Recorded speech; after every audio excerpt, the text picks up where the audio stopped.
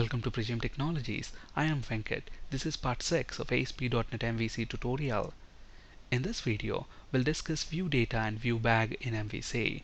Please watch part 5 of this video series before proceeding with this video because we'll be working with the example that we discussed in part 5. Now, both ViewData and ViewBag are used to pass data from a controller to a view. In fact, if you remember in part 5, we actually used this ViewBag object to store the list of countries within this dynamic property, countries. And we are doing that within this controller action method. And look at what we are doing in the view. We're using the ViewBag objects, countries property, to pull the countries that we have stored and then print them. So basically, we're using this ViewBag object to pass data from this controller to this view. Okay, but remember this ViewBag object uses the dynamic feature that was introduced in C# 4.0. So this dynamic feature allows an object to have properties dynamically added to it. What do we mean by that? Look at this property here, countries. This is a dynamic property, meaning this property is defined on the fly. Okay, so you can give any property name that's meaningful here. Okay, I just happen to choose countries, but you can give it something like countries list, something like that if you want. So this is a dynamic property.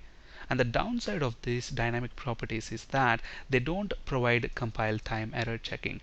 Meaning, let's say for example, if I specify countries list here, then when I am retrieving them, I have to use the same property. If you misspell that, for example, here I am using countries list, but here I am saying just countries, and if I run this, what's going to happen? As you might expect, we get a null reference exception. And why is that? Because look at this, we are trying to retrieve something out of this countries property while there is nothing in that property. Okay, look at this, when I actually build this, I don't get any compiler error. Look at on the status bar, it says build succeeded. So I will not know about the compile time errors. But then when I actually run the application, look at what's going to happen. In countries property, the dynamic property of this ViewBag object, there's nothing. So that's why I get a null reference exception when I try to convert that into a string. Okay, so this ViewBag object, it doesn't provide any compile time error checking. What's about ViewData? Now look at this. This is how we use ViewBag object. ViewBag dot, and then you give a dynamic property name, and then in that property you assign some data. But whereas if you want to use ViewData, you don't use properties, dynamic properties like this. Instead you use string keys. Okay, so you use a square bracket there, and then you specify your key name. Now if you look at the syntax, it's very much similar to that of a ViewState, SessionState, or ApplicationState. We discussed about ViewState, SessionState, ApplicationState in ASP.NET video tutorial, so if you're new to them, please watch those videos there. But the syntax here of using ViewData is very much similar to them. Okay, again I can use this ViewData to actually pass data from a controller to a view. Let's quickly look at an example. Now let's say instead of using ViewBag, I want to use ViewData. So ViewData, and then I can use the square bracket there, define our key. So I'm going to call this key countries. You can give it any meaningful key that you want. Okay, and then to retrieve the data out of it within the view, you use the same key there. So ViewData of countries. But then if you look at what is the return type of this, you can store anything into ViewData, just like a ViewState or SessionState or ApplicationState.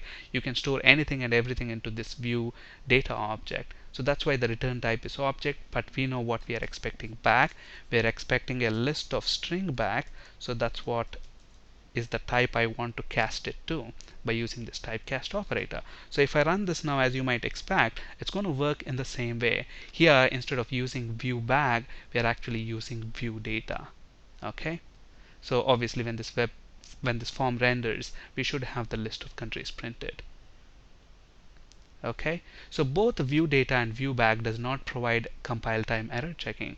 For example, if you misspell keys are property name, so if in case of ViewData, if I misspell the key name, look at that, instead of using ViewData of countries, if I misspell it, ViewData of countries 1, what do you think is going to happen? We get again a null reference exception.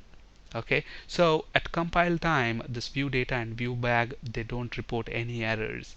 Okay, we only get to know about those errors at runtime, which is dangerous. Just imagine what's going to happen if we didn't detect those errors at testing, during testing, and then we deploy our application to production servers, and users start using them, and then if we have these runtime errors, it doesn't look that great.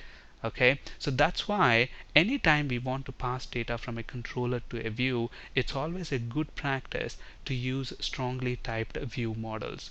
We'll learn more about strongly typed view models in a later video session.